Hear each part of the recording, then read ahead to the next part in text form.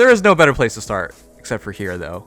Choose Your Legends Round 5. We campaigned so hard for Marth, and immediately there's something wrong. I'm struggling to believe this because Marth's overall votes only slightly higher than last year. Gatekeeper has literally done the absolute.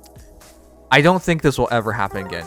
Literally going from unranked, aka unvotable, to first place with 72,000 votes.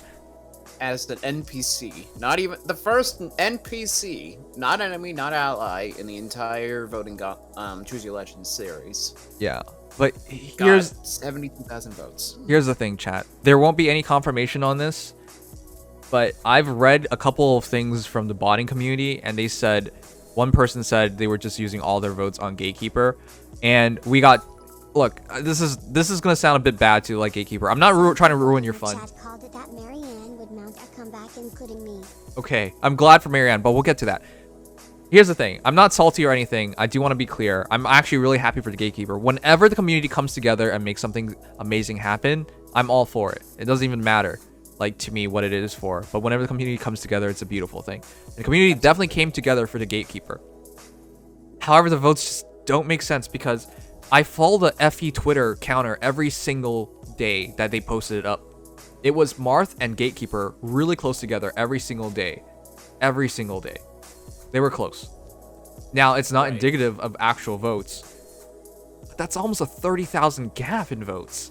That is astronomical. I struggle to believe this is like all for real because, generally speaking, Gatekeeper community has been very, very loud and audacious. But even then, from the voting, from the FE Twitter stuff, it's been close. Yeah. And the fact of the matter is, Marth had an overwhelmingly big first lead from that stuff. And the other thing is just, like, his votes are only slightly higher than what it was last year. Last year, he had 44,000 something. It is not much higher. I have the results. Yeah. Marth last year got 44,107 votes. So I'm not even misremembering. 2,500. It is just only slightly higher. This is...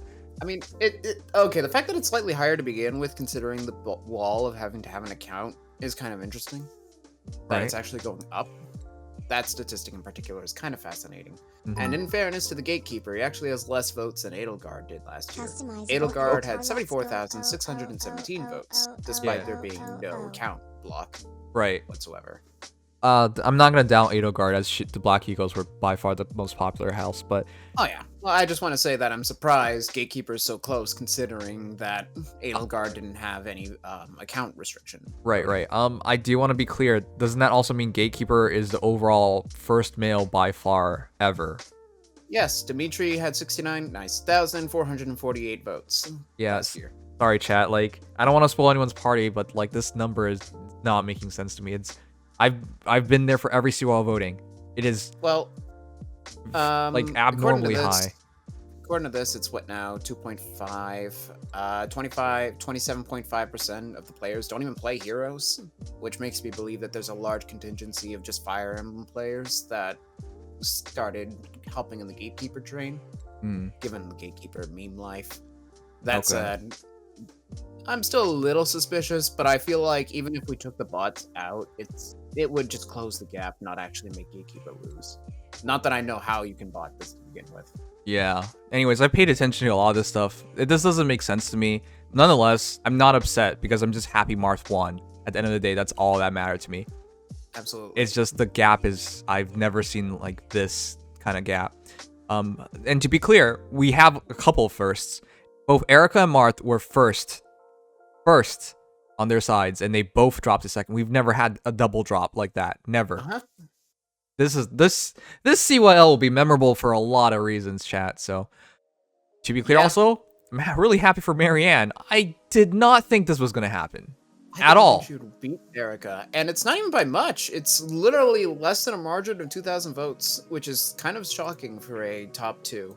Right. And it's also kind of shocking that the females both placed dramatically lower than either of the males. That's a first. Right. Which, by the way, I felt bad for Marth last year because he did have more votes than Lysithea, but it did not matter. As a top 4 vote getter, he did not become one of the 4 heroes chosen to become a brave hero. So yeah, these results, surprising. I'm really happy for the Gatekeeper because at the end of the day, This will never be repeated again. You are literally you have literally Crom witnessed got history. Oh, huh? Crom got marthed. He got 3rd place overall. Yeah, no, I expected that. Yeah. So again, also shocking. Not a single female made the top 3. Right. This hero is all about the males, which is weird because historically the female side has been vicious. People have been killing each other over it. It's the male side this year. Opposite. Literal opposite this time. Anyways, I'm glad for Marth. I'm glad for Gatekeeper. I'm glad for Erica, and I'm really glad for Marianne, especially. That's the most unexpected one from 3rd to 1st. We've never seen that either. Yeah, she's the only one who didn't make the top 2 interim results, so that's quite nice. It's going to be a very weird interaction having those 2 as our first placers, considering that IS now has to figure out perf skills for Marianne and for an NPC. Yeah. I don't know what they're going to do. I don't. This is going to be weird. If I were to make a comparison, this is like the Jack By the way, incident for the in case NHL anybody, All-Star game all over again. Both sandwiches, I'm all there with you. I've mentioned that so many times. John Scott is an enforcer. He's not really like a skillful hockey player or a known name, but he made the All-Star game thanks to fan voting, which led to the NHL changing how fan voting worked the following year. So we'll see if there's any ramifications from there. But again, even if they do something, I don't think any NPC is going to win ever like this. Finally, thank you, fake community. I will now come back to the game to 10 Marianne. This is the best gacha year I've ever worked. Yeah, sorry, Legion, go ahead. No, I'm just saying that there's going to be some serious Marianne fan hype. I already know, like, Salt, for example, is going to be there. Yeah. And in case anybody, just as a quick, if anybody wanted to know where Bizkeeper made it, since Gatekeeper got so high, 124th with 753 votes. Yeah, I'll be straight up, chat. If Gatekeeper community had actually tried to make both Abysskeeper and Gatekeeper 1st and 2nd, you would have failed on both. So it was important that it was a focused effort on Gatekeeper. Right. All right. Yeah. Still pretty good. Still pretty good placing though. Right. Don't worry about COL voting, chat. We'll have a formally dedicated section to that, like after this. The Feh Channel comes first, though. Of course. All right. Formal Soul. This is important, and more than one people have talked about this at this point. I didn't make a video about it because I was just like, well, it's gonna be formally announced. We'll do it then. Real quick rules on Formal Souls. It has no expiry date, which means you can hold this as long as you want, which is important because the longer you hold it, the more likely a hero that you care about will show up. So we're not going to talk about how the Golden Deer got 3 brave heroes, now Golden Deer best house. No, that's not how it works, you know that. All right. And the other thing is, like, you can't use this to inherit skills off a character. So you can't, like, take sturdy impact, special spiral, time spells, and just make a formal soul and then inherit off them. That's not how it works. However, you can merge a formal hero onto a normal hero. So if you have a normal Kyria, for example, you can merge the formal hero over them. You get all the merges. So if you had a +7 Kyria, now with this merge, you become a +8 formal Kyria. Now you'll be all neutral IVs, but you can use straight fruits to fix that, and you get to retain all your skills. So that's generally how it works. The important thing here is to find a hero that you really, really want, wait for that hero to show up, and then grind the heck out of them to get all the important skills. But with all that said, this is a lot of waiting, so I would push you guys to be patient here, because as cool as it would be to go right now and get that Bridal Fjorm, I am pretty certain you can find better value in the future. Bridal Fjorm, don't get me wrong, is incredible, right? The ability to lock down your opponents is nice. She comes with ground orders as well, so you could find a rain skill for a C slide and then go for like attack speed push. Actually, attack speed push would be rough on her. She needs her HP, but yeah. I usually suggest attack def unity whenever I'm talking about Fjorm. Right. It's just a really good skill. And she can grab the new rescue skill, for example. There is a lot you can do. However, there are game-changing heroes in the future that you can get and that you can merge. So potentially. Yeah. It's gonna all come down to whatever. You're basically half gambling on what the next pool of units is. Yep. I will say though, isolation meta, while huge, will eventually start to show its age in some degree. Yep. Because of the increase of anti-isolation. I also think there will be other isolation heroes released, as we saw with Milla. So. Right. For longevity's sake, my suggestion might be just to hold out until there's a unit you know you're going to be able to commit to long term. Yep. That's what I say as well. Also, keep in mind, we have never had a formal hero re-ran, so if there's a formal hero that you want and that has already been ran, don't hold your breath. I don't think that's going to happen. Yep. Okay, but yeah, those are quick pointers on Formal Soul. So, it goes in order by game, although I think Gaiden comes before Shadow Dragon. It Wait, goes what? in order of game. Where does TMS fit then? At the end? Didn't we already have the TMS? That's the point. Yeah, last time. We're cycling through now. We're starting with heroes and we're going through again. I see what you mean. Okay, fair enough. Yeah. So next should be either Valencia or Shadow Dragon, then the other one, and then we just go through all the Fire Emblems. Mm-hmm. So if you want a specific game's Form of Soul, or if you know that the one you want is in a specific game, you know how long to wait. All right, fair enough. Good pointers, good pointers. All right, we also got free stuff. 5 tickets. Love it. 15 tickets in total. The ticket 2 is the important one, I would say, because it's a new Hero Fest. And for me, ticket 1 is for the seasonal banner, in case anybody wonders. Yeah, they're both good, but we know the heroes on Hero Fest. We have experience with them. They're great. Yep. Now, I'm surprised. Remember how we used to become really concerned about Dual Ephraim? We're just like, he'll never be back. It now feels like he'll never stop coming back. He's actually the most rerun duo. Yeah. Ironically. The only main pool duo is the most rerun. I don't quite understand that. Not gonna lie. Yep. But here we are. Do you happen to know what the last year's Hero Fest was? No. But you can pull that up while I go over this really quickly. Yeah, I'll find. Oh, nope, here it is. Yep. Last year's Hero Fest was Duo Ephraim, Sothis, Bernadetta, and Nagi. I can't believe we're going back to Sothis. How? What are the determining factors? I don't know. I think she's just popular. By the way, I still don't understand. For green, you can't find anyone better? Really? I mean, the flyer is good on Shamir. You said it yourself. Right. But... Huh? Yeah, it probably won't be glitched this year, chat. But attack speed solo 4 and all follow-up are great skills. I get it. But Shamir is not. Yeah. I think she's in top 10 archers, but not top 5. So. And I don't even think she's in top 10 greens. Maybe for fodder, but if you want fodder for an archer, look right over there to Shinon, and you'll find something better. Right. I believe that Shinon has attack defense solo 4, right? Attack def solo for lull attack speed and times pulse. And Deadeye. And Deadeye. Most importantly. So it's a weird pick on green. I would personally not go for Shamir unless you're looking for solo 4 and null follow-up. So.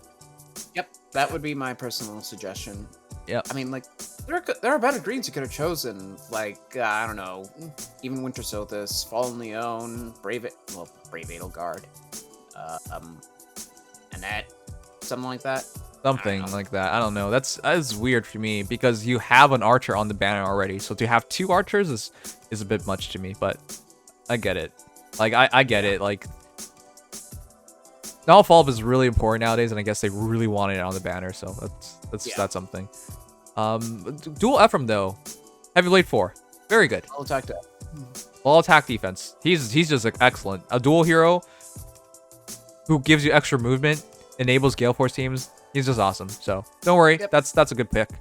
So I'll just say he shows a little bit of age after using him more and more now. But if you have a plus stack from or something like that, you'll still probably be just fine for most content. Yep. All right, but yeah, fair enough. Anyways, in terms of fodder, off Sothis is mostly Times Pulse, unless you want Wrath. I don't think so. But Times Pulse mostly, or you just like Sothis, which for me, I'm just gonna go for Sothis because I need Sothis. And yep. And then the rest of them we've already gone over. So in terms of foddering, it's a very good banner. In terms of committing to, I think the only 2 are Shinon and Dual Ephraim in terms of merges. Like, that would have extra value. Yeah. Right, fair enough. Pretty much. Yeah. And then, of course, you get all the tickets for this. So if anybody wants to... Because this one can spark, if I'm not mistaken, correct?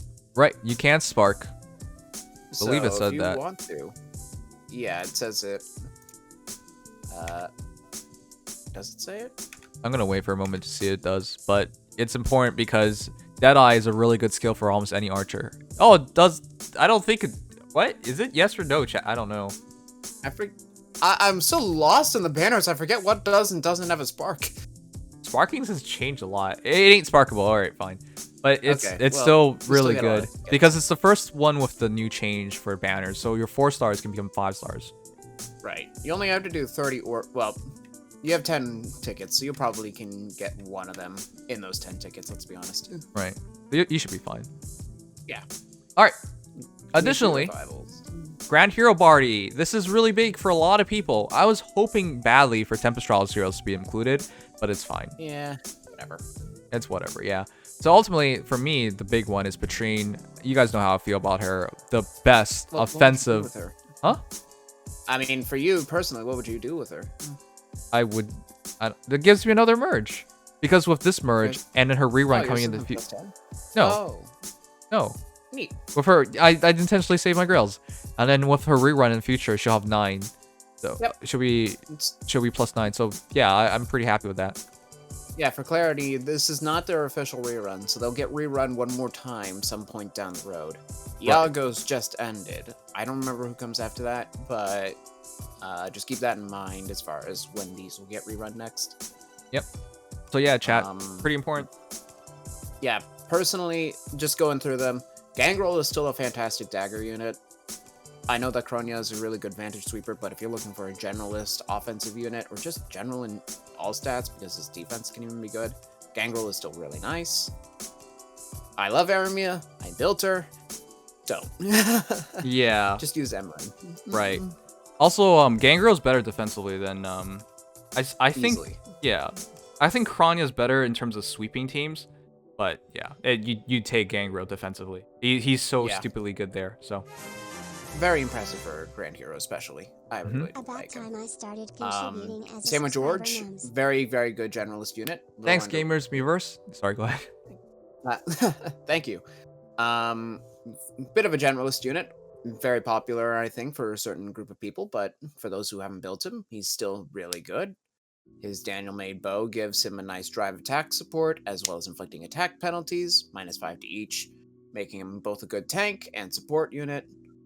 Very solid archer in the free-to-play pool, and I can honestly suggest people possibly build him to +10, so this is really nice. If you do triple souls on him, he's actually like impossible to kill. He's stupidly good. I have seen sweeper Georges that just take entire teams. Yeah, I'll make a video on that because I got hit by one recently. It's ridiculously good, chat. Give him a try if you're really committed. I know he's a body hero and he's a shady pass and everything, but it doesn't change the fact that he's a good hero.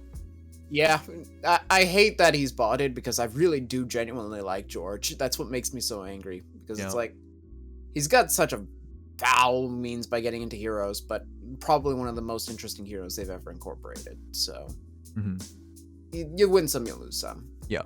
And then of course you've already sung your praises of Patrine, and I will say the same. If you're building a Cavalier at this point, my 3 suggestions are Maelchris, Plegian Maelchris, Patrine, and Elliowood, as far as each color is concerned. Right. She's just that good. Targets her foes res, beast effective, get some extra stats, really good stat-wise at base. Just a prime Lance Cavalier if you're looking for anything at this point. Yep. Really quickly, Nemesis is also super good, but it takes a lot of commitment, and you gotta have the right team set for him, and you gotta know what you're doing with him. Because of his natural damage reduction based on your team's HP, 45% is a lot. You could do some cool things with him. Yeah. In my experience, I'm going to +10 him when that rerun happens, and I will say that because, honestly, people like to bash Nemesis, and I understand. You have to have your entire team at above 90% in order to get the full attack defense +6, and then you only get the damage reduction once per phase, while also relying on the allies. It's very finicky. But at its peak, you can make Nemesis perform better than a lot of 5 stars. Yep. And he isn't a slouch in base stats. He's got like 39 attack and 37 defense with 34 res. Yeah. Very good unit out the gate.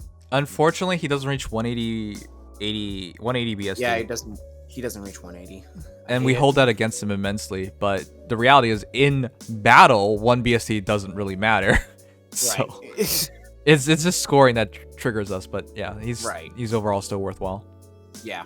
Honestly, I would suggest at least having the 1 copy, because you can really just he can absorb a lot of shots very easily and get some good kills.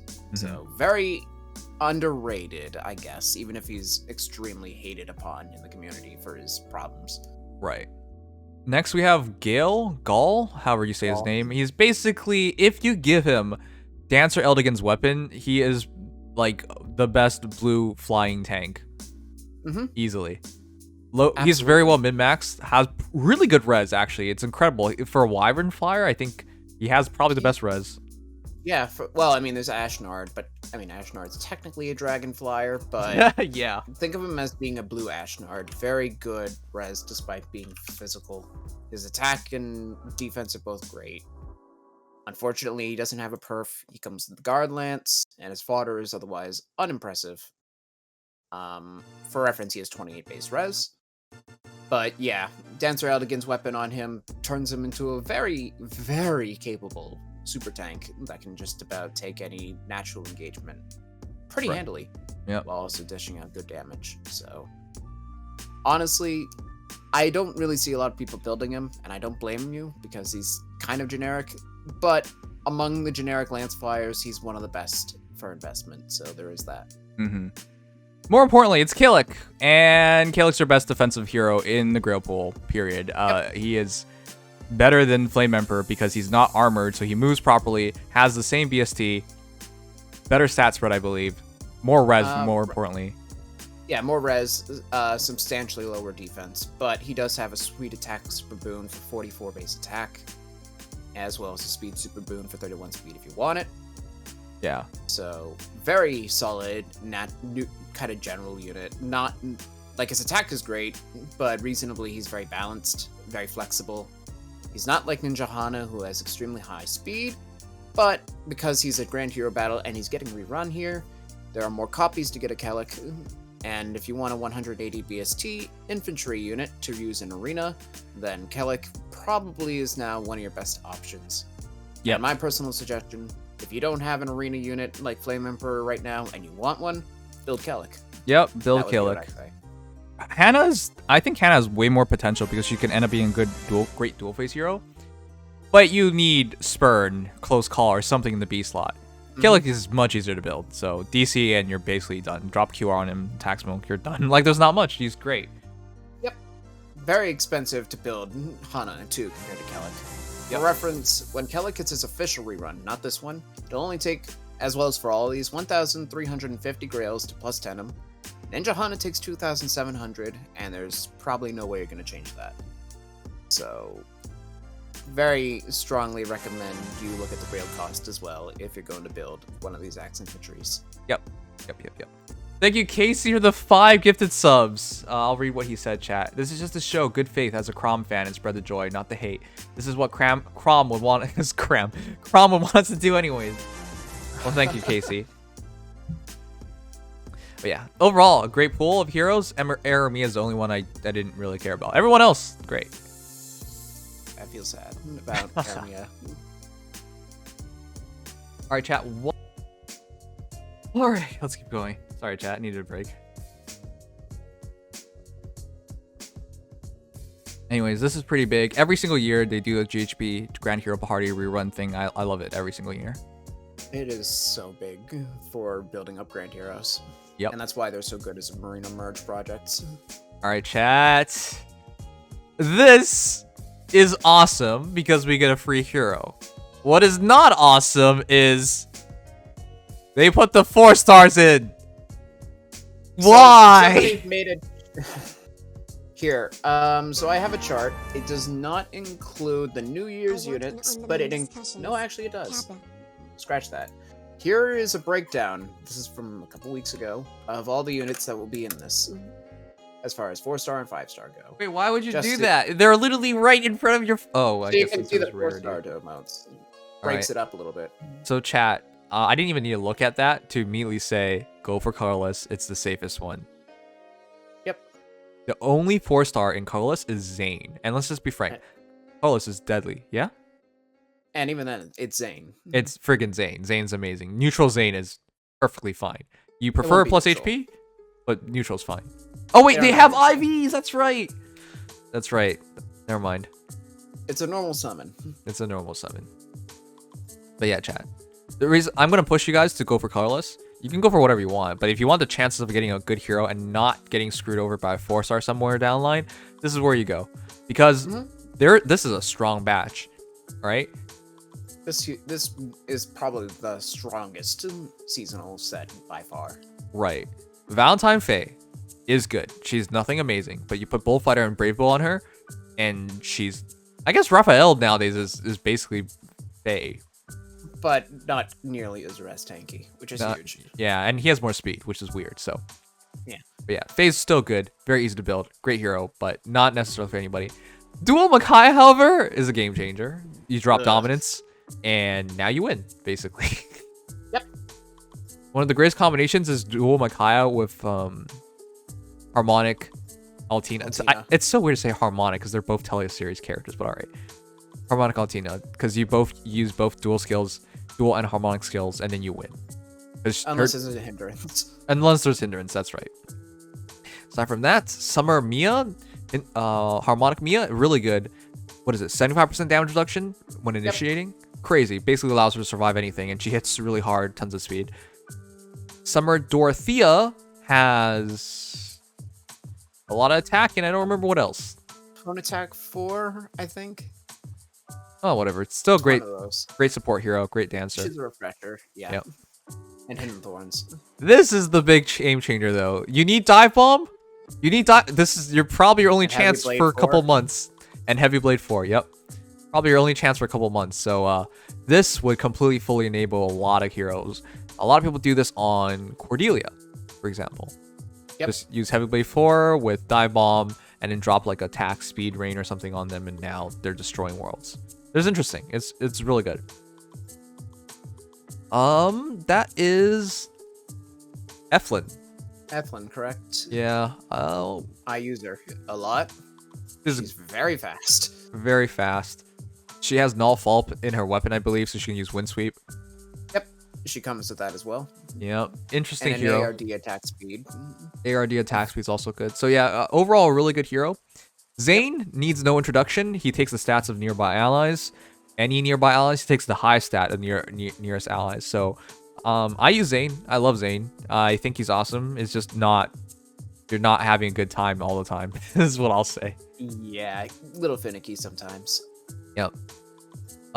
Now we come to the hero that has been the ire of so many defense teams, and especially yours. Yeah, I fought 8 dual ins, chat, this last season. 8 out of 12. 75% of matches had a Bravelyn. She has been abusing me. I have literally been like, well, there are very many words I could use to describe this, but since this is going on YouTube, I don't want to say them. It has been a bad time. I haven't won very many of them. She has been showing me a bad time. She's amazing. Her dual skill gives her extra movement, and because her B slot, because she has a brave weapon and a really good one because it's a perf, you can drop Disarm Trap in her B slot. So now she gets to self-refresh, and step on traps. She can wipe out a lot of teams very easily by herself. She's ridiculous. All right, yep. Sephiroth though, highest attack staff healer. Is that still true? I mean, Jenny technically beats him by virtue of having a staff that has 22 attack in it. Oh, sure, yeah. But by himself, he's interesting. You know, he's really well min-maxed. He's the most powerful armored staff, but honestly, you fodder him off for C-slot skills, so.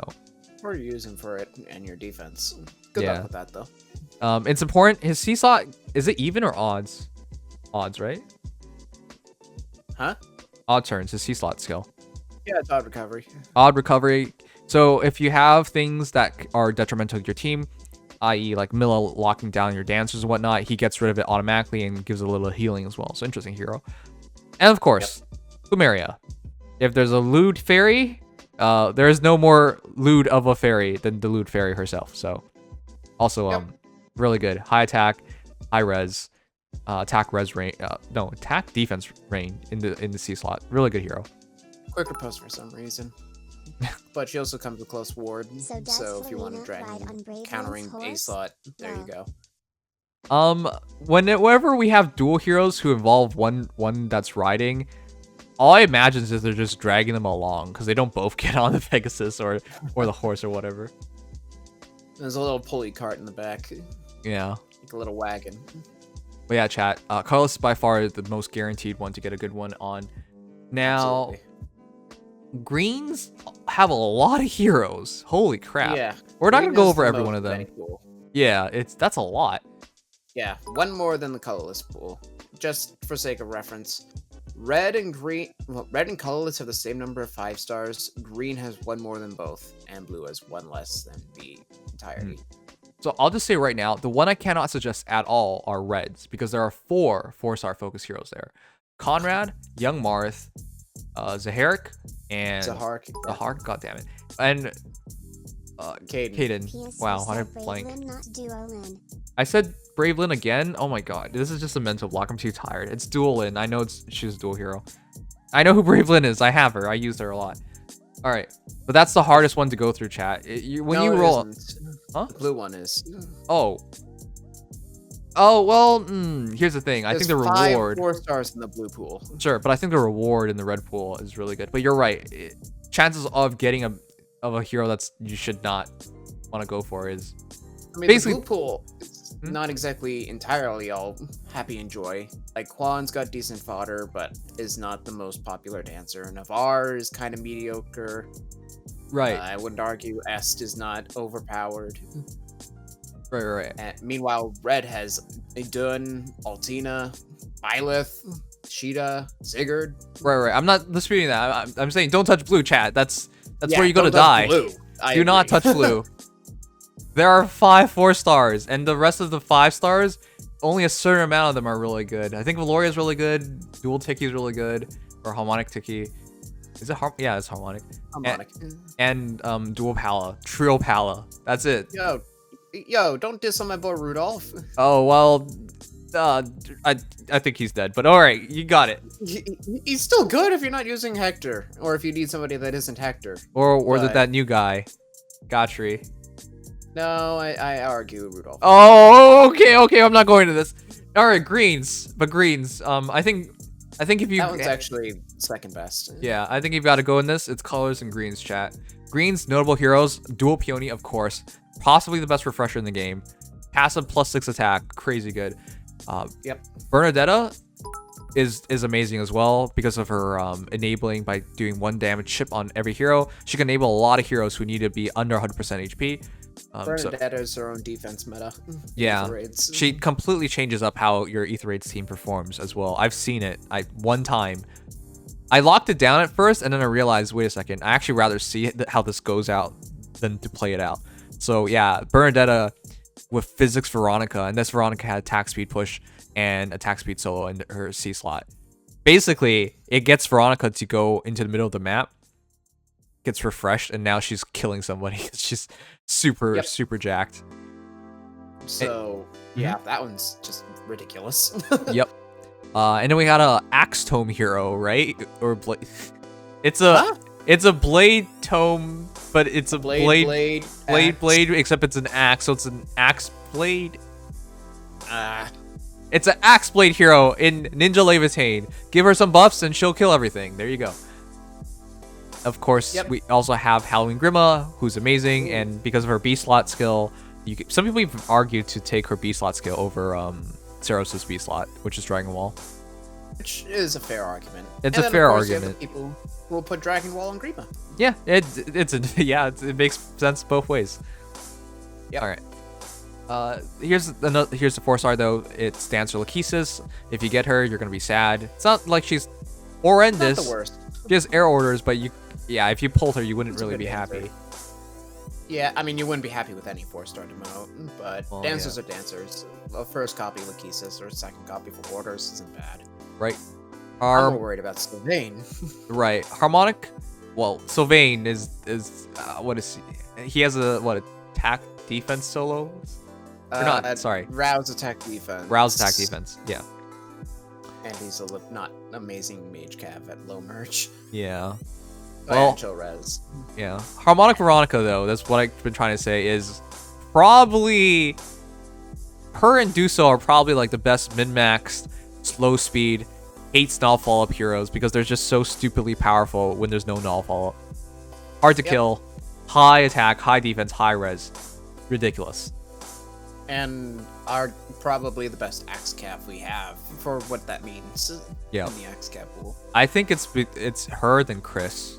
I actually think Chris is that good. Same. All right. Wholeheartedly same. Nyla's next. We'll just skip through these. I think Nyla's. I guess somebody uses her, but very sure. I mean, she comes with DC and not null C. No follow up. I don't remember. What I don't Nyla remember comes with. anymore. Nobody used her.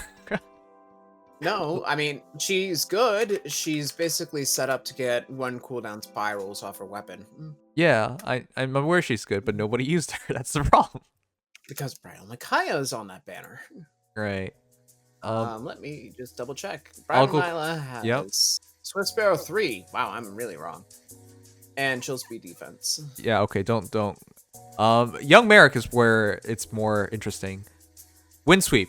He's your answer to killing Hector. He has null follow-up in his A slot.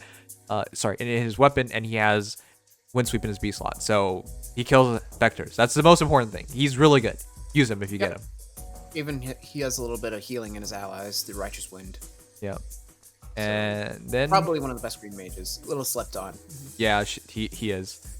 Bear has null follow-up as well. Half a null follow-up, I believe, in her weapon. All null follow-up. My bad. So she can use Wind Sweep, but overall, I think she's okay, but not like. She also has Slaying Armor effective, so she can do a Gale Force and all follow-up Wind Sweep build. Yeah. With Heavy Blade. She's good. Just surprised that,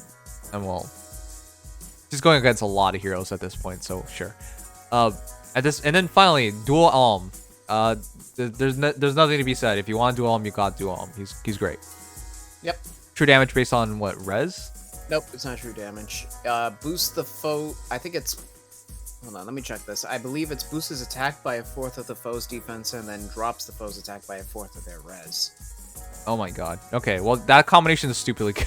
Sorry, chat. It's been a while. Even though I fight him so often, it's been a while since I read it.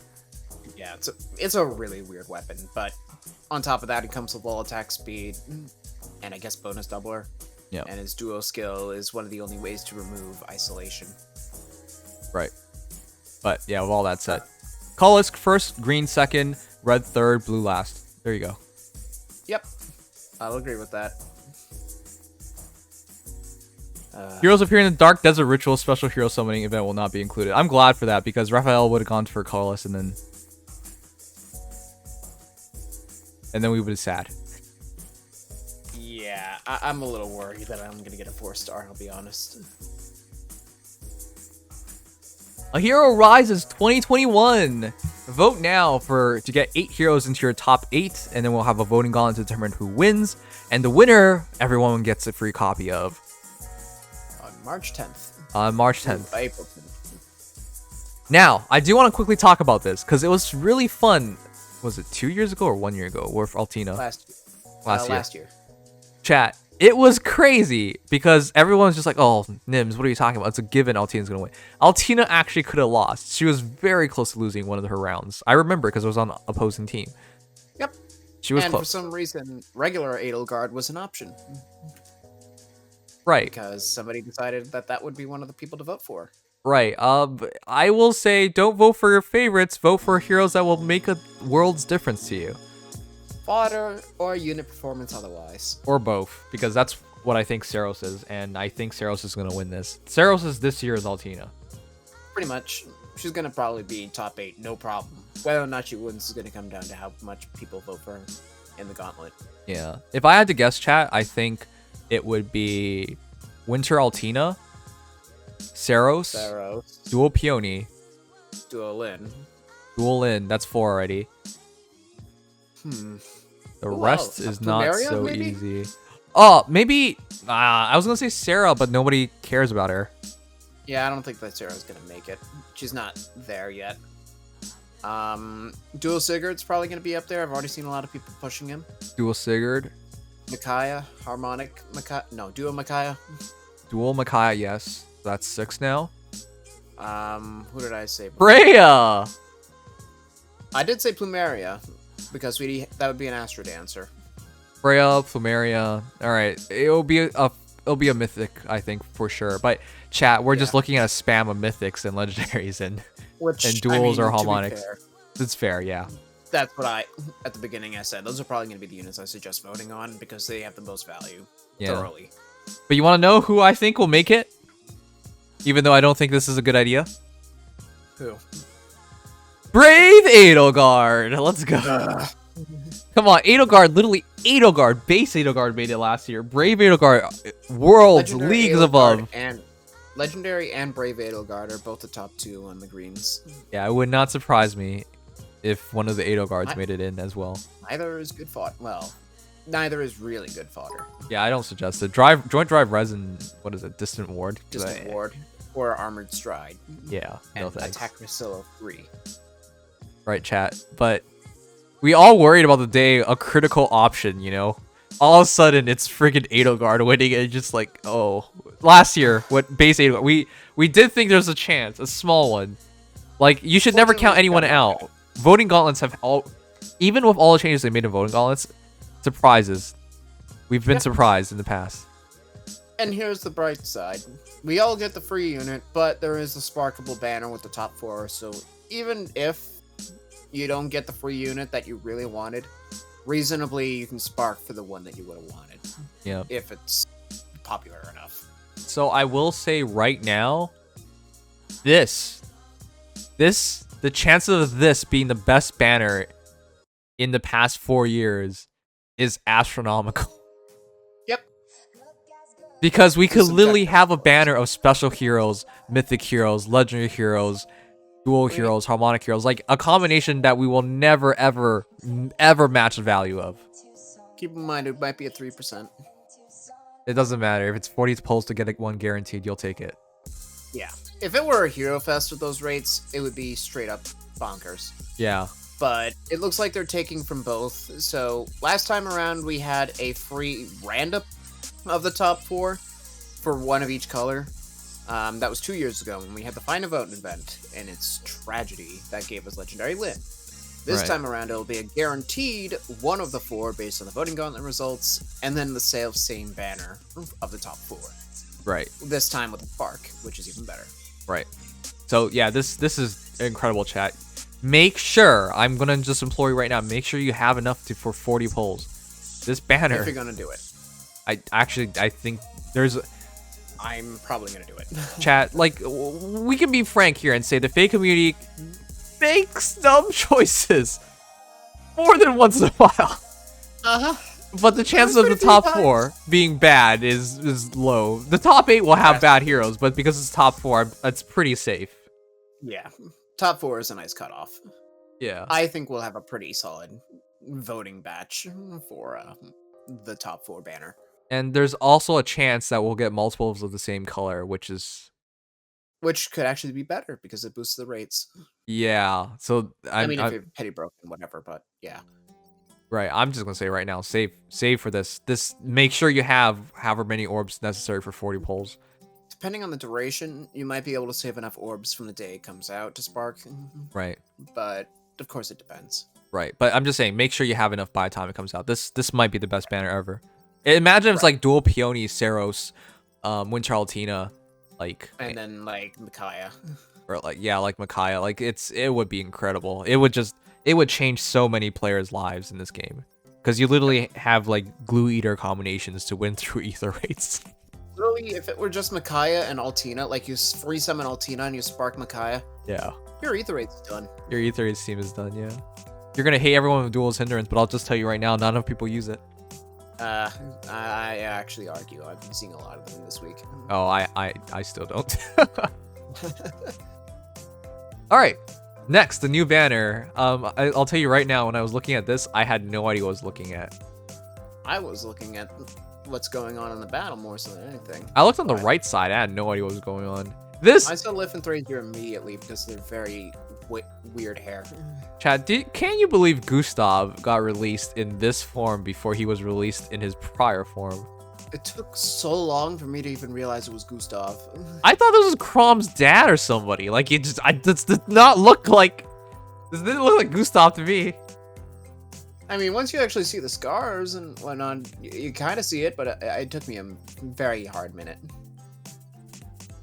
What the chat? Yeah, you saw that. Yeah. Wait, are we looking at the same thing? Did he just guard? Yeah, he covered. Okay, sorry. I want to really fix this really quickly. First thing I noticed was his right foot. His toenail is massive. But then I noticed right after that he's guarding. Yeah. Where is that in his kit? Yeah, okay. That's interesting. I want to... How is he guarding? You do... I see this stuff in like other games, like in Language or whatnot, where you have a well, that's actually... It's like a really good idea, but I'm surprised to see it here. I'm curious as to how good it would be, even. I'm not entirely sure if this is particularly a broken mechanic either. Here's the thing. Guarding in SRPGs is a very big, like, playstyle. You know, the idea of a tank push, right? Like, and in gaming in general, having the tank take all damage and then healing the tank and keeping the tank alive while there's damage dealers. Like, that's more of the basis of, like, a ton of games out there. And Gustav is about to introduce it to Feh, so that's really awesome. I do want to see what that's about, though. Huh? So did Henriette. Did she also do that? Yep. From 2 spaces away. Well, that's because she's so thick. She just... Yo, mama, so thick! Okay, this is literally... Chat, I'm not even being, like, crude here. Look at her. She's absurdly thick. Like... Okay. Well, just saying. Just saying. Yeah. Well, I'm not sure what these units are going to be like. Are they all guarding? That's what I want to know. This is weird. Alphonse and Veronica initiate. So we don't know about them. Yeah. But I think that might be their weapons. Oh, it might... Oh! But if it's one of their weapons, that's inheritable. His weapons... Oh, wait. Also, can we just note Def Res form and Bold Fighter on a 4-star? Wait. Bold... What? What? Yeah, they demoted Bold Fighter, technically. Everybody who's ever killed a top-tier hero from Bold Fighter, it's time for you to shed them tears. Okay, this is what I'm most interested in. Also, he is really good stat-wise. I don't doubt it. All these armor heroes... Well, yeah, are pretty they show maxed. Alphonse in particular. He's got 43 HP, 38 attack, 25 speed, 37 defense, and 31 res. Okay, look, Legion, because we've known each other for so long, I will not hold it against you for making me talk about Alphonse instead of Veronica. So we'll go over his stats real quick. He has 43 HP, 50 attack, 25 speed, 37 defense, and 31 res. This is reminding me of New Year Alphonse, like that kind of stat spread. Yeah, I think that's actually almost carbon copy. Hold on a second here. Well, you know, besides the fact that Alphonse is... Right, the VSC difference. Yeah, so New Year Alphonse is a little old. Let's see, we got 2 more HP, equal attack, She's so 5 more thick they had speed, to take a language skill 2 and more apply it to her. defense, and 1 more res. Thanks, Reshti. Yeah, that makes sense to me because that's just the Alphonse mage stat spread, so yeah. Yep. Rikini made a revelation guard 1 range. Honestly, boost really good. And Henriette guards 2 even range. for Arena. Meaning running both is like running DC and close counter without the DC or close counter. How does that make any sense? It's What? like running with DC close counter, except without DC or close counter. Okay, I kind of get what you see. mean, but that's I weird. get it. That's a weird. That's a weird way to word it, yeah. All right, but yeah, he's gonna be great, guys. So if you're looking for a hero to +10, I think I can recommend Alphonse just by looking at his stats. Yep. These new weapons are also Okay. very interesting. So Yeah, we'll have to see exactly what they're doing with that. okay, It even heals 4 HP flat, so that's interesting. great. Veronica, that's what I wanted to talk about. I can't believe this is our free hero. She's I can't either. absolutely adorable, chat. If they put her on the banner, do you know how many people would simp for her? How many people would Easily. burn orbs to try and +10 her? Do you understand? Like, that's not even... I'm so thankful. I would have been so tempted to go for her. She's just... Okay. Her stat spread is also really good. In terms of a hero to +10, this is a pretty good choice. Oh yeah, that is so fast. She's got HP speed 2, so that's 38 speed and 40 HP. That would be 36, right? So that'd be, yeah, so she's got 40 HP, 36 attack, 38 speed, 21 defense, and 22 res. Oh yeah, the OG Veronica will never happen. Those dreams have long ended, chat. With that said, yeah, chat, unfortunately. how amazing is this? If you plus 10 her, and we don't know her boons and banes, we potentially have like what, a hero that can reach 45 speed base or something. We don't know. It could be that good. For sake of reference, she's 1 speed slower than regular Selena, and otherwise she's the fastest Mage Cavalier in blue. This is a huge game changer. We don't have anybody like her in the free to play pool. Yeah, she has the highest attack besides, again, regular Selena out of any blue Mage Cav, period. Yeah. So she's actually faster than even the other 5-star locks besides Selena, which is fair. Her most realistic competition is friggin' Larashell. It is I not say even it's to close. Ursula. Huh? I say it's to Ursula, and that's only because of the broadleaf effect in her tome. Oh, okay, sure. But the point is, she's probably your best blue mage. So 100% recommended to build her. Absolutely. Very easy to build too.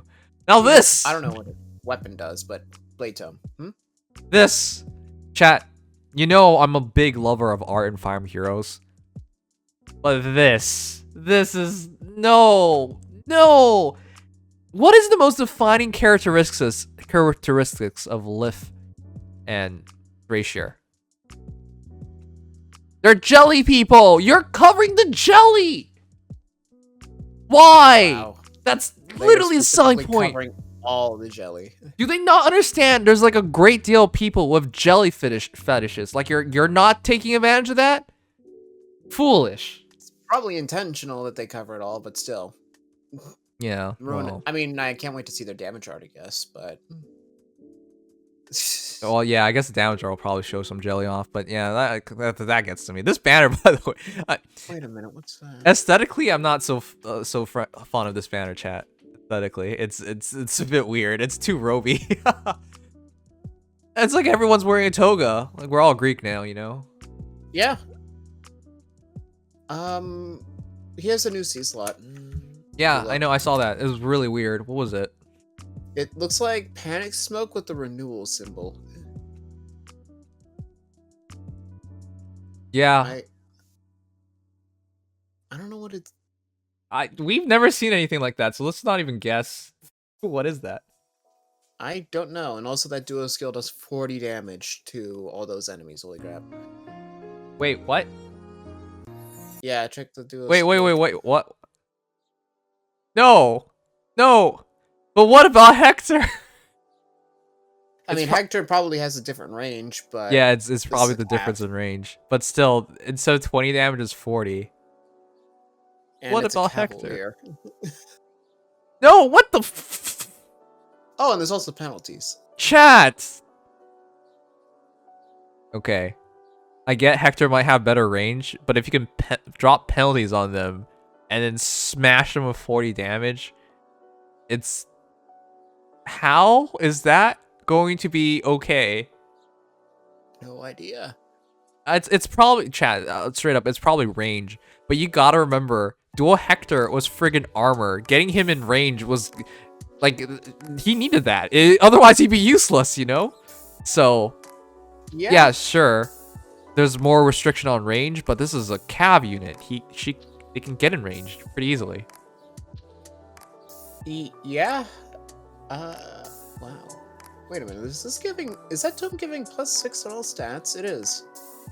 Wait, what's the BST total? Let's find out. It's not a slaying weapon, so 39 plus what now? So that'd be 14. Let's say 39. I don't know what it's gonna boost. 25, 30, 25. 158. 158. Wait, Yeah. so that's... Are there extra stats? Oh wait, there are extra stats. What? Yeah, it's a +6 in all stats. Chat, for those who can't read, +13, +6, +13, +6, because he has attack speed push. Or sorry, attack defense push. Push, right? Yep. Okay.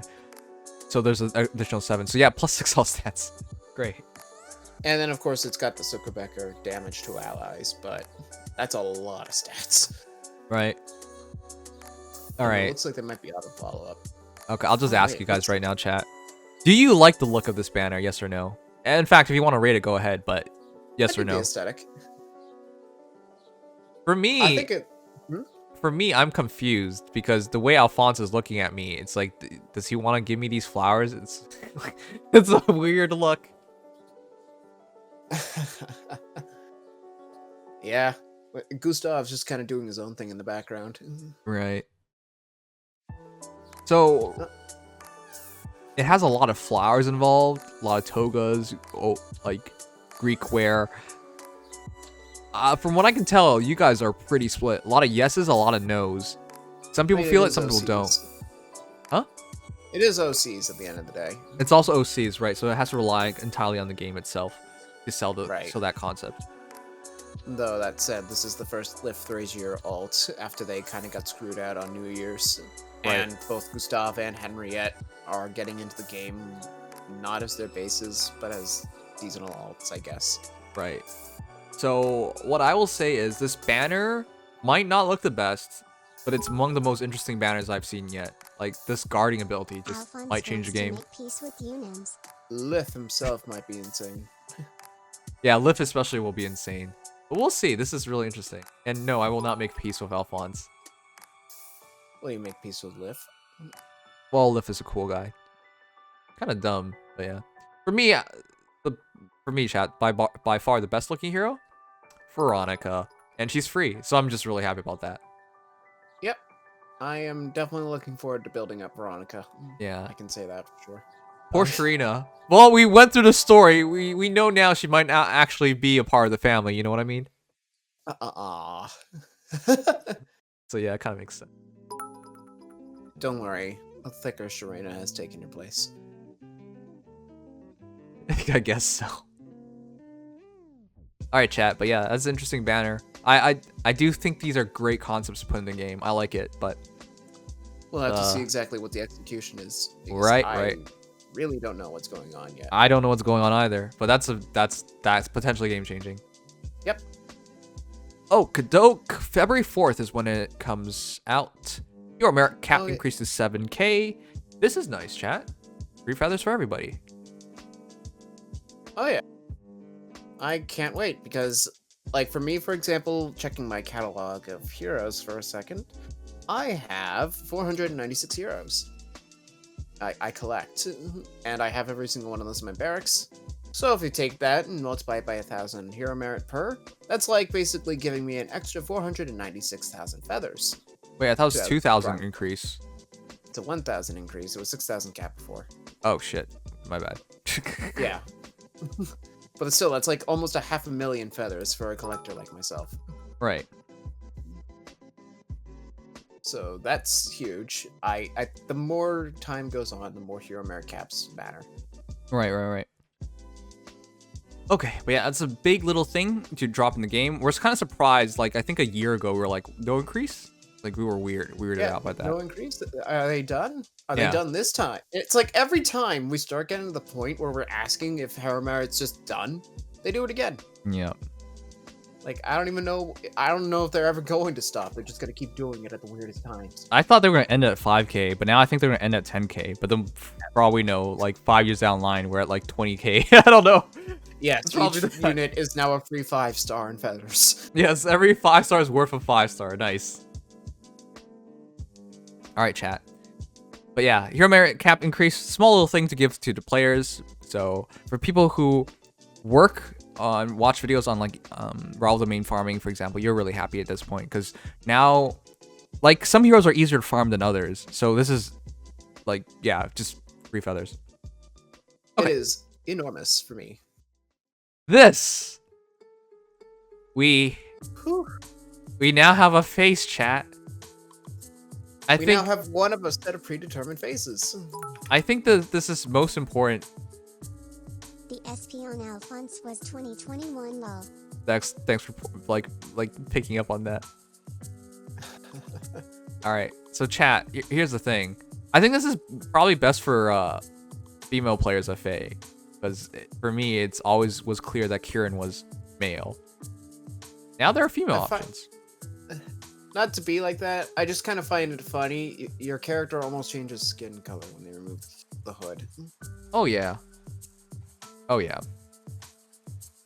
Also, this is one of the small things. I mean, I never brought this up, but this is something I thought about as well. Why exactly do we have no customizations? Right? Like, it wasn't a big deal. They allow this in a lot of other gacha games, right? Even though you're a character part of the story, you can customize yourself, right? So, Yeah. I always thought that was a bit weird, but I never brought it up because it's not a big deal. But now, today, they can finally write it a little bit. These are preset arts, chat, but at least you'll be kind of different. Everybody can kind of spice it up a little bit. Right. And as a... Can we just note that we have a dire Braidable? Yes, but 1 second. Chat, who's your favorite avatar? My two favorite are on the right side. Wow, like the redhead has like that.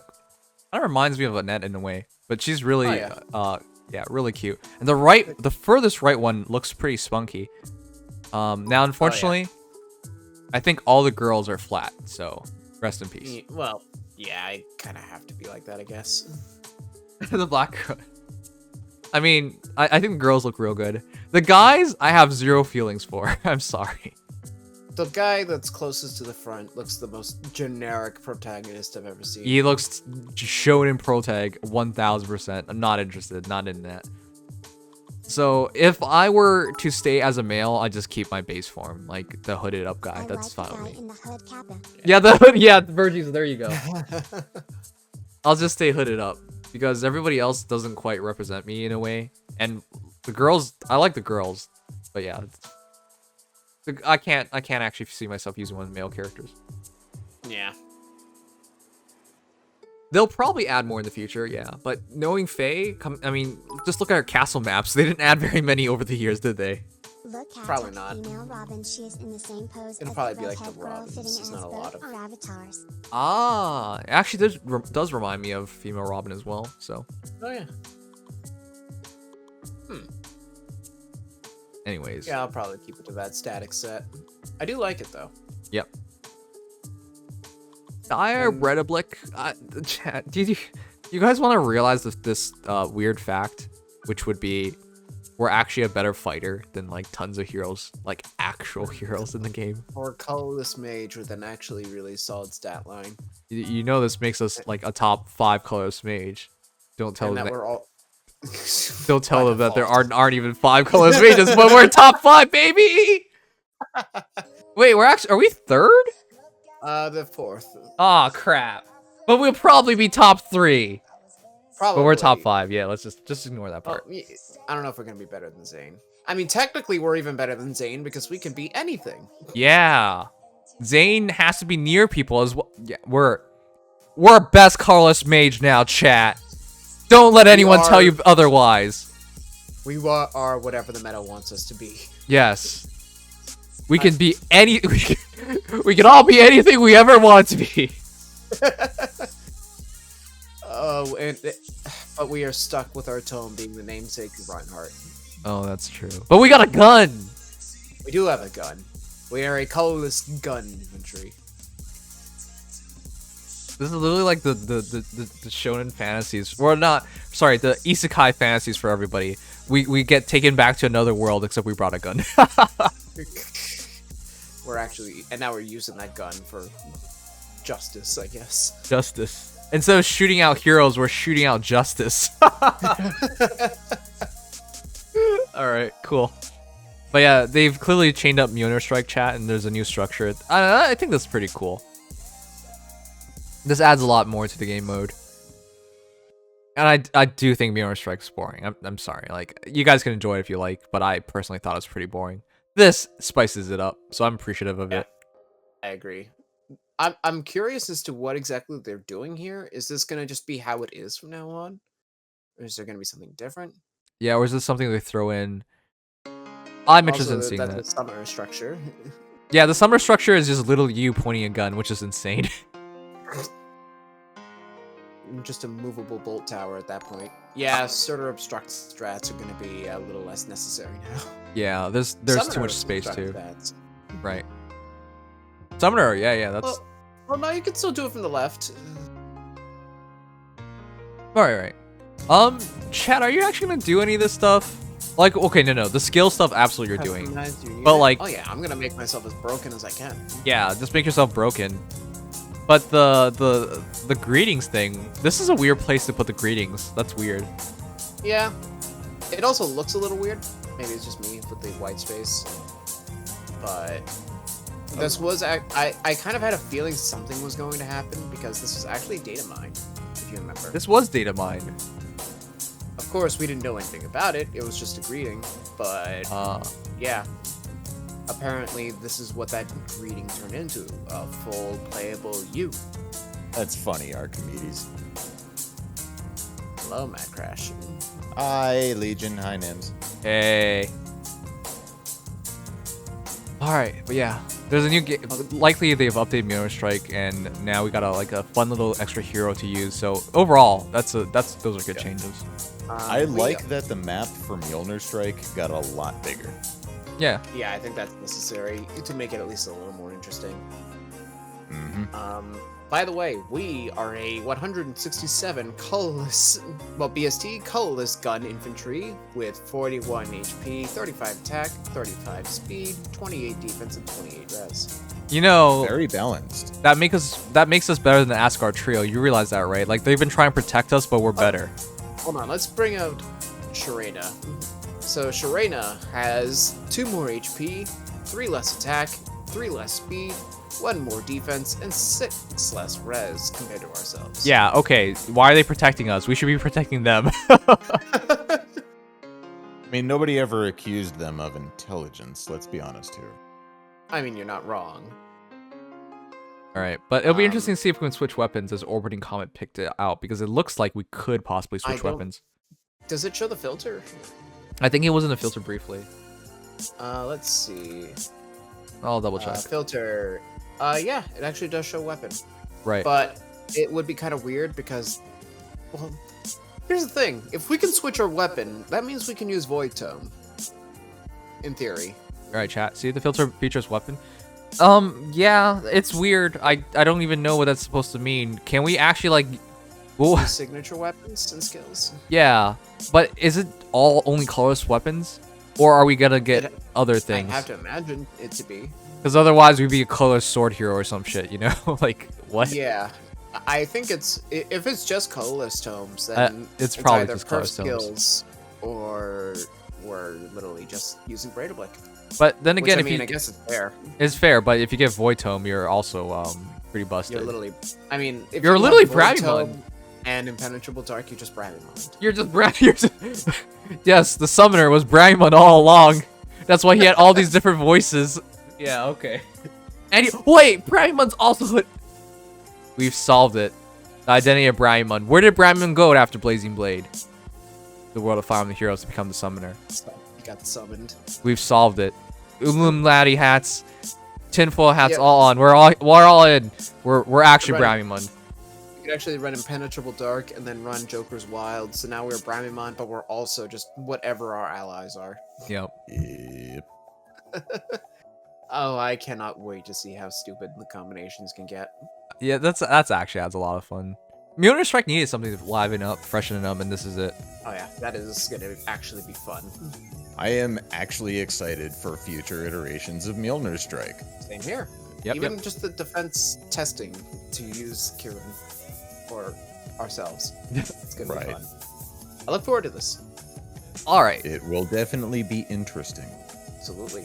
Updates to Legendary Heroes and Legendary Hero Remix. This is actually so big. We didn't think this would ever happen. Chat. Once upon a time, we said they're not allowed to rebalance heroes because of Japanese gaming laws, but apparently they are. That's what we thought. You couldn't alter it anymore, but it's an addition. The way I'm seeing it, they're treating it like refinery. Right. Almost. We thought refines was the best thing they can do, the only thing they can do. We were foolish because this is the actual solution. I mean, it's technically still refinery because they're adding skills on top of whatever there was before. Right. As opposed to retroactively changing stuff. Um, But still, it's huge and very invasive to the kit change to the unit's performance. Yep. Our first two. It's not entirely invasive though, because it's not replacing anything. It's just adding to but it. it's adding a lot more skills to your kit. Like it's Now adding a that I whole have lot a of whole extra hero stuff, review as stream opposed to with just like a new only weapon. summoners. Full sandwiches. Why would you bring that up? No, I don't want to review summoners. I'm not sure I can even see your Yeah, summoners. let's let's summoner reviews, please. I think that'd be fun at Summoner least reviews would be once. so I think that'd be stupid. fun at least once. Oh, yeah, maybe once, but yeah, that will not be a thing. Yeah. Also, we're gonna have another structure to build up for Mjolnir least Strike one as more. well, Yeah, and At that least structure is the most badass looking one. Yep. and it's also going to be one that's kind of vital if things get away from our top line. Gun. Just 20 damage to everyone within how many spaces? Like a 5x5 thing? I think it's this. 5x5. No, not that big. I think it is. But yeah. As for our legendary heroes, so Our first is Ike and Fjorm. Yep. So in case you're wondering, these will be regular. Within a regular span, whether it be every month or whatnot, they'll have one of these banners every month. There will be 8 heroes per banner at a 6% Oh, they rate confirmed it's an focused. every month thing. I don't think they confirmed every month, but they confirmed it's regular. I assume it's every month. But there'll be 8 heroes at a 6% focus rate and 0% non-focus rate. Just in case you're wondering what the banner is going to be, our first banner is going to feature Legendary Ike and Fjorm, our first 2 legendary heroes, alongside Male Chris, Legendary Hector, Legendary Lynn, Apotheosis Anna, Bernadetta, and Female Grima. What the? This just sounded like another Legend Heroes banner. So we're gonna have a Legend Heroes 2 legendaries a month? Essentially.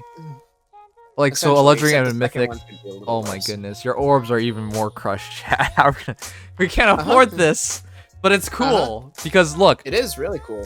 Ike. There are good, like I mentioned, Male Chris is in there, so they aren't going to just have like Gen 2, Gen 1 units. It's going to be some good stuff as well. right? But chat, like these updates, Radiant Ether 2 at start of turn 1 grants special cooldown count -2 to unit. So Radiant Ether was already what? 4 cooldown? It's 4 cooldown ether. Wait, what? It's a 4 cooldown This makes ether. Special Spiral even better. Right. So yeah, he could have So- instant ethers. Yeah, essentially, think of it like Sather Shell or Senor Shell, as you prefer to call it. Yeah. In that it grants Quick Impulse 2 on itself. So now if Ike gets attacked with then Warding Breath procs, and he will immediately retaliate with Radiant Ether, as opposed to having to use Quick Riposte to do it. Yeah. And thus, he can set up Special Spiral Breath, so that every time he gets attacked with Special Spiral in mind, he will always proc Radiant Ether. And it's self-sufficient as opposed to requiring pulses. This also makes him good at dual phasing. If he has special spiral instantly, he can now just use ether offensively as well. Yep, theoretically. Right, this is really cool. And joint drive res, I'll just be honest, I just like the fact that it's joint drive res. that's easy max SP C slot Yeah. skill. That gives him 4 more skills to learn in his Yeah. pathing, by the way. Along with the spurs and drives, standard drives. So he came with defense tactic. Yeah. Bit of a change. No, this is actually insane because I always thought it was weird that he had a warding breath. I was just like, they're just putting this in because they want to introduce it somehow. And he does almost have a res stat. Well, now Granted, he's he gonna have. still almost has a res stat, but for sake of reference, with Warding Breath and Joint Drive res, he hits a solid enough 29 res to start. Oh god, it's still bad. The Green Mage did 7 damage to him. Come on. I didn't say it was going to be amazing. It's Yeah. just solid. You're Considering right he about gets that. 15 Dragon Flowers, it's not the worst. And again, technically, they can get refines down the road. Yep. Technically. I think with all of that, they'll become viable again instead of just being like point tanks. Well, the only problem is their scoring hasn't been confirmed to be adjusted in any way besides potentially SP bumping through their specials. Yep. So I'm not exactly sure how much better they can get. Oh god, are we gonna see 600 SP specials? Perhaps. Oh! Would it be enough? It will not be enough, but that's Because- a big game changer for a lot That's of characters. still a couple extra points on score. Right. For sake of reference, Legendary Ike is only 163 BST. So with that in mind, it's like he's 170. Corrin, legendary, is treated like a 185. So No. The important thing is like in terms of using these guys as like infinitely more usable. legendary heroes to jack up your scores for seasons, they're viable again. Relatively. Well, you don't have to be like maxed out anymore. That's the important part. Yeah, it's still not. You'd still rather, for example, in Earth Season, take who was it again for Earth Season? Seliph. But it's still not bad. Seliph, Julia, and Alm are the high Right. scorers for that one. And it will probably remain that way unless you run like Red Dual Infantry Ike. But it's still, if you want to actually use these units, they're not going to be dead weight. Yep. In the meta. Yeah. All right, can we finally go over Fjorm? I didn't read it. Oh, absolutely. What? One I find a little more contentious. Yeah. Here's the thing. Ice Mirror was always an issue. The way what we wanted Ice Mirror to be was just like, well, essentially what Corrin got. Double range. Yep. Or dual range. Sorry. Yeah, dual ranged. So right away, if it was 2 spaces from unit, that's not. Come on. Not what Come we on. wanted, unfortunately. This isn't enough. Reduces damage from foes attack by 40% after triggering. Boosts damage for units next attack by 40% of units res. That's not enough, man. That's just not enough. The damage reduction on Ice Mirror 2 is higher, so it does make her a bit more of a tank. However, the potential damage return on retaliation is lower. The potential for it, that is. The base is higher. Because one thing I had mentioned to some people, I've been suggesting this kind of quietly, is to run Courtly Candle from Dancer Eldigan with Fjorm. So you get the 50% damage reduction of Candle plus the 30% reduction of base Ice Mirror. Which means that you're taking 35% damage total after everything multiplies out, assuming there's no outside support. And then all of that is turned into Ice Mirror damage. Yeah, but now you gotta put DC on her. Yep.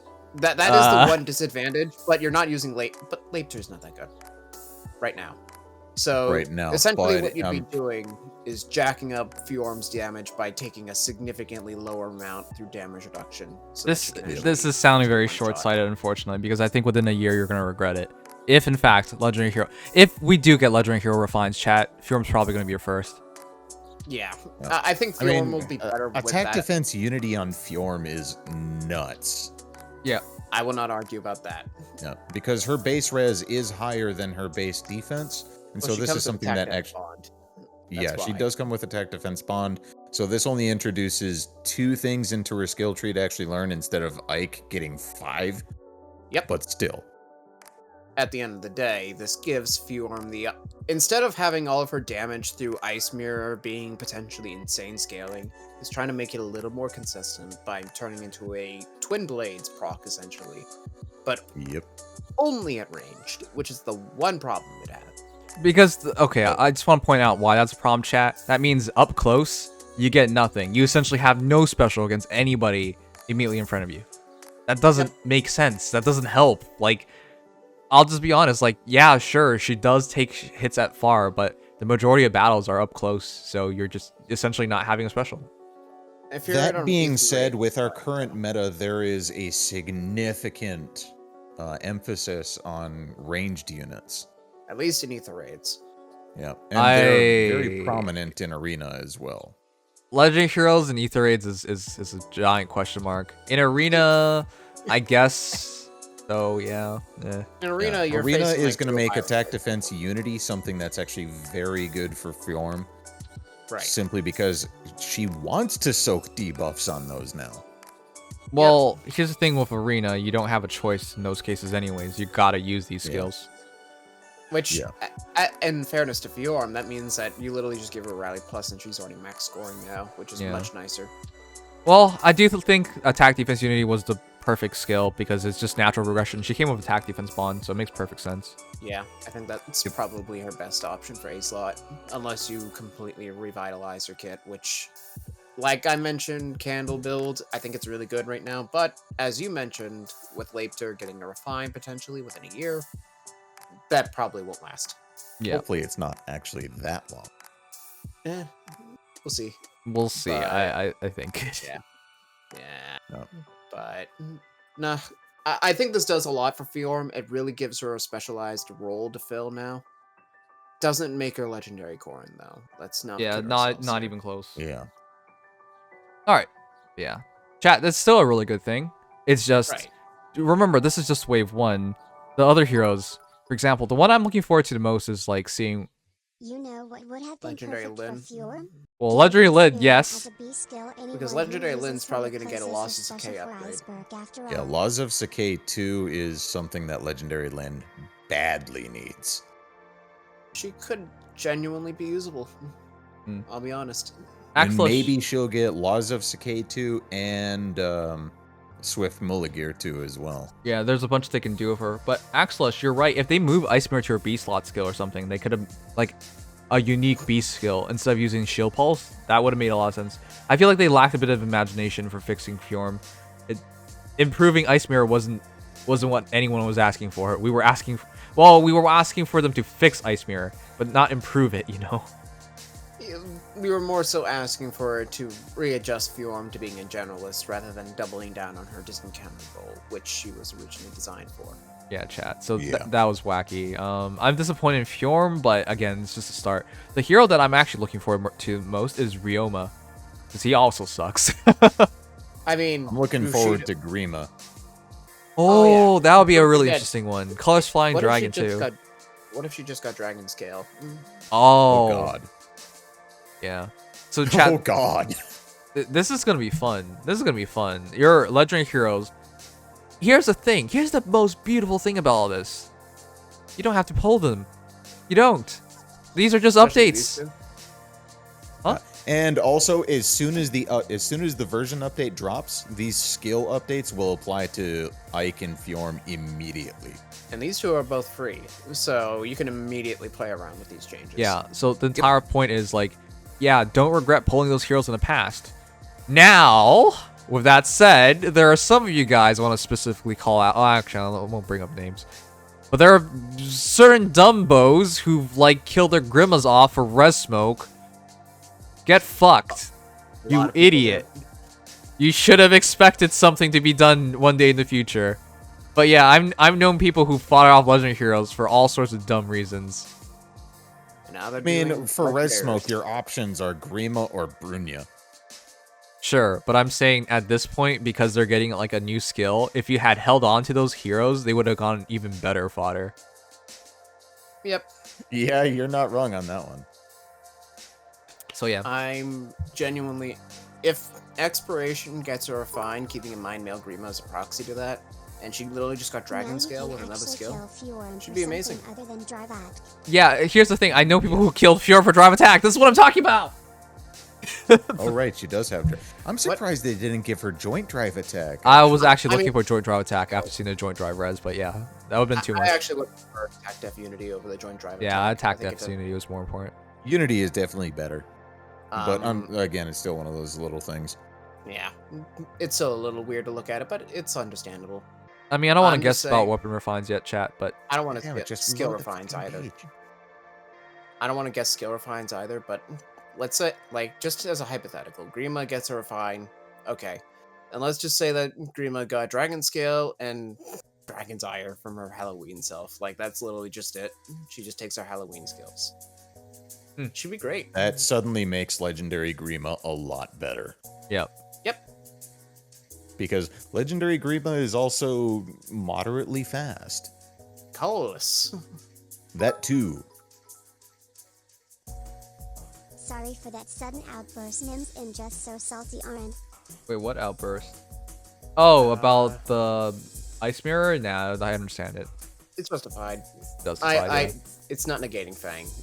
It'll give Fjorm a nicer role to specialize in.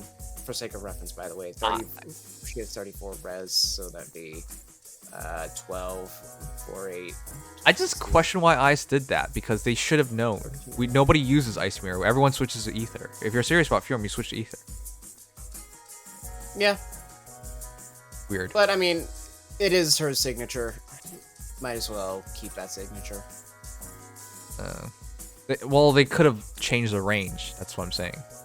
Oh yeah, I wish they changed the range.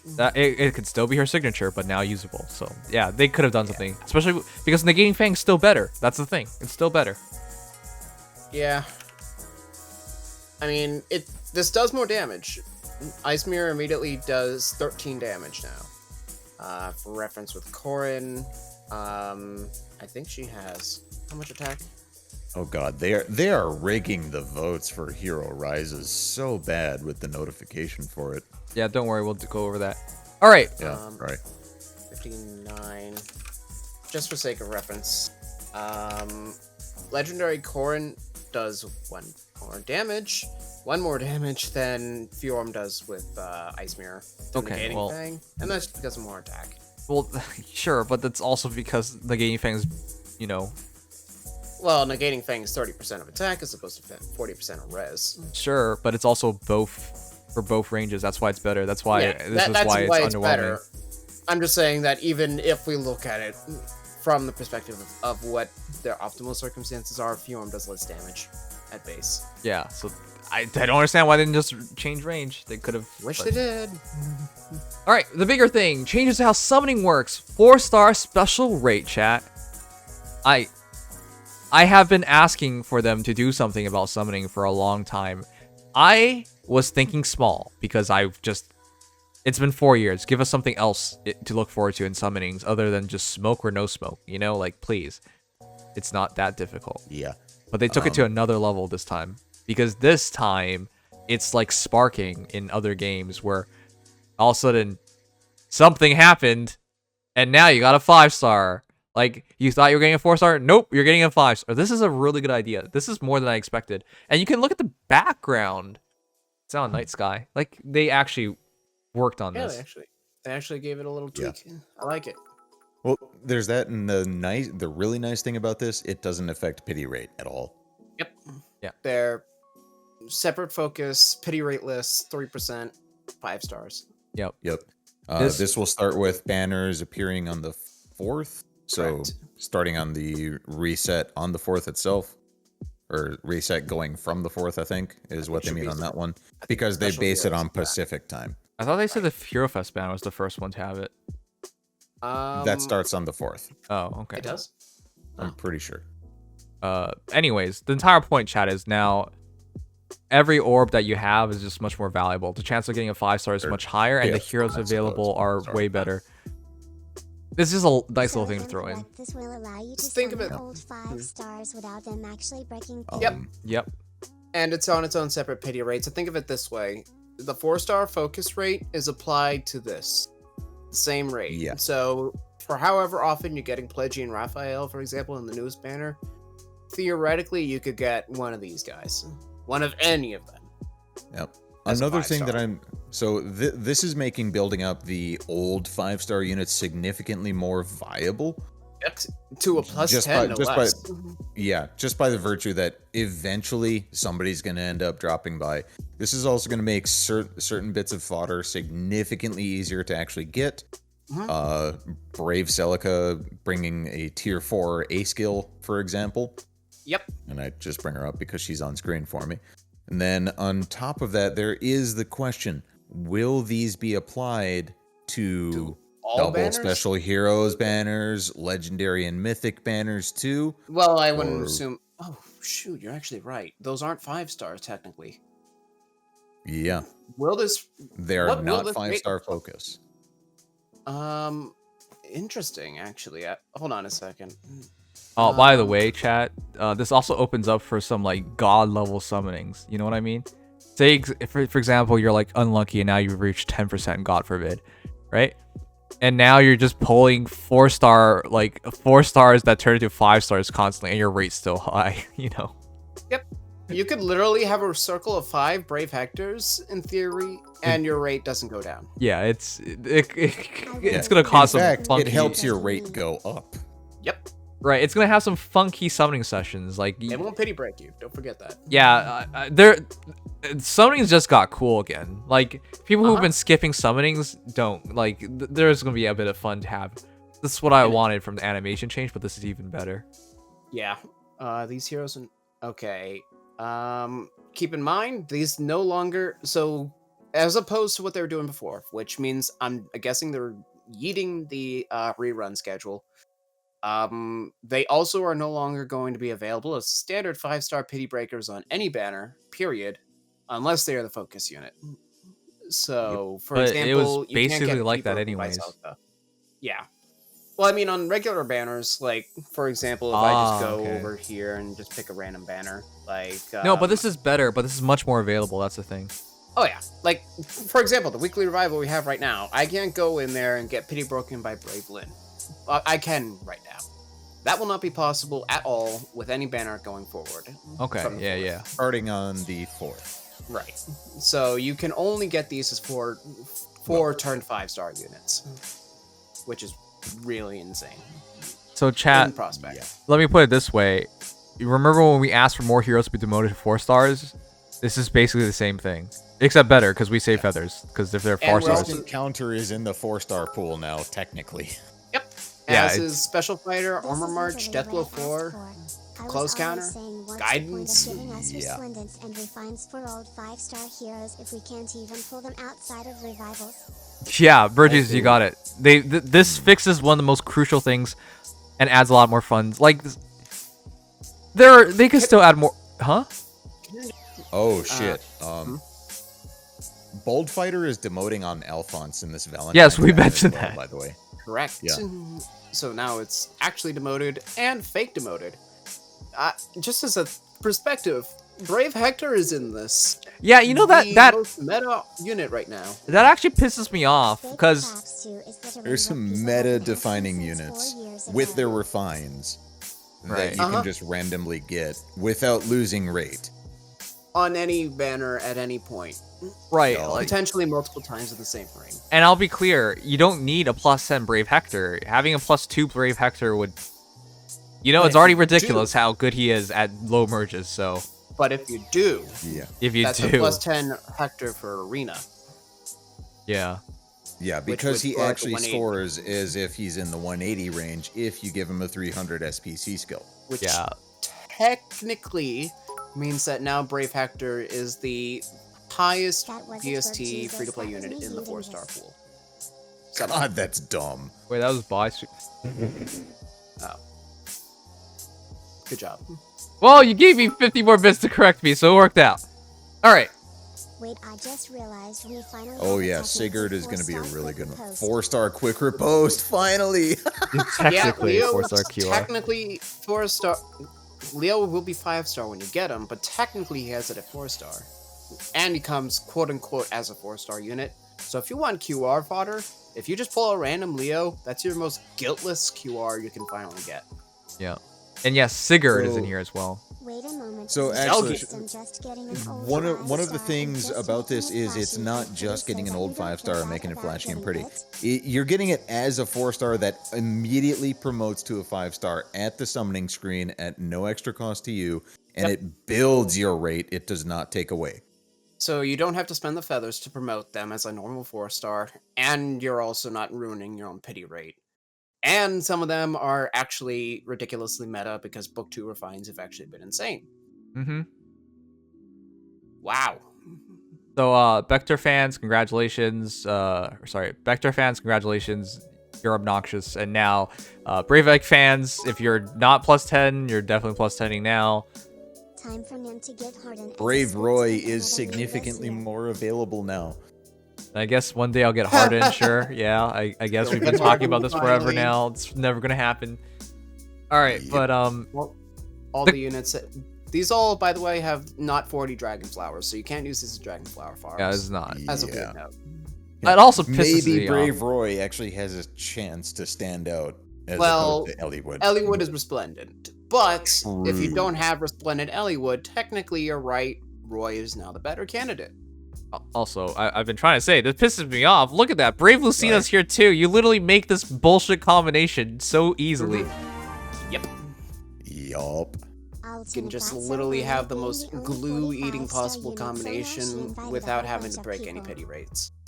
Oh yeah, Altina was... Altena is actually still a gee. 5-star Yeah, unit, they didn't though. drop her. They didn't say they dropped her. Oops. That's so weird. I think they missed something when they were demoting all these units. That's so weird. That's right. All right. And don't forget, three of these units are getting refines in 3 days. Yeah, and some of them have already gotten refines, like yeah, Hinoka. not in here, but yeah, some of them already have them, and some of them are broken. Yeah, I'm And looking. this summoning system is going to be starting on every banner. I'm pretty sure they were saying. Yeah, with I didn't see anything saying anything otherwise. Yeah, starting on the 5th for us on the east coast of the U.S., which means that, hey, those focus units, they may show up as a 4-star. Yep. It just says any summoning event. Well, it just says summoning events in general terms, which makes me believe even if you're on a mythic banner, theoretically, you could still get this stuff. All right. So any summon has the chance, a 3% chance of getting a 5-star. That doesn't break your pity. That chance does diminish as your rate builds up, but it's still something that's there. It's still something that can happen. You can still get a 5-star without losing rate. Yep. So chat, this Hero Fest is even much more valuable. Like they give you tickets, and now you could get 4-star, 5-stars as well. 4 stars that turn you 5 stars. Yeah, this banner's about to be nuts. It's last year's Hero Fest was nuts because they screwed up. But this year's Hero Fest will just legitimately be nuts because they planned it to be nuts. No, that wasn't even last year's. That was 6 months ago. Oh wait, that was this summer. Also explains why Sothis was out of the rotation. Oh yeah, yeah. They kind of put her back in. Wait a second. That actually also gives a hint at how much time it takes to make a banner, because she was in the rotation, wasn't she? And they took her out. She was back in the rotation for a little bit, and then they took her back out right afterwards. Okay, so that's weird. How many months was it? Because that could tell you how much time it took them to plan this banner. I think it was like, let me actually pull up the archive. I would not be able to tell you off the top of my head. I'll tell you that. All right, but yeah, this banner is super valuable, chat. So go for it, Hero Fest. Definitely worthwhile. But every banner afterwards will still have these 4-star. Sothis was on Freya and Triandra's banner. Oh, not that long ago. So that was the end of November. I mean, to be fair, they could have been planning it out sooner than that, and Sothis's last rerun was going to be then. But okay, sure. But as soon as Freya and Triandra went live, Sothis was immediately put on to be determined, to be announced for her next rerun. At least 4 months. Well, 3 months planning. Yeah. All right, chat. But yeah, awesome. All right. With that, and this will, I think, also apply to the Special Heroes banner because I think it drops the same day. By the way, I think normal hero banners are dead. Yeah. Like you mean like the normal hero banners are dead because you're competing with Legendary Heroes Remix going forward as well. Oh, like for example, the focus units with Wrath. Yeah, those are just. I think they're so dead at this point. Yeah, there are a lot of potential things to keep track of going forward. Legendary Heroes Remix banners, double Special Heroes banners, the Forging Bonds reruns as well, because some of those are still going to have some broken ass units on them. Probably every one of them. Yeah.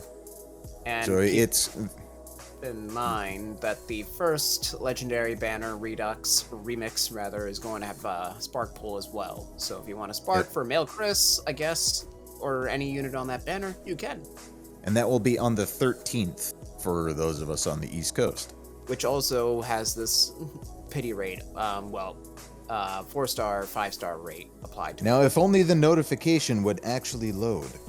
It doesn't load for me. It has stopped loading for months now. I don't think they'll fix it. Yeah, that... Alright, chat. But yeah, let me know. Has this Feh Channel, like, in fact, lived up to your expectations? Because for the most part, it blew my mind. It surpassed expectations because I had none. Oh, well... Well, I didn't necessarily have none, but it definitely surpassed my expectations. I had expectations. And they met them pretty easily. It's not that I had low expectations. They just did a really good job this time around. The big thing, chat, is that they've been less stingy going forward. So they've definitely shown that this time around.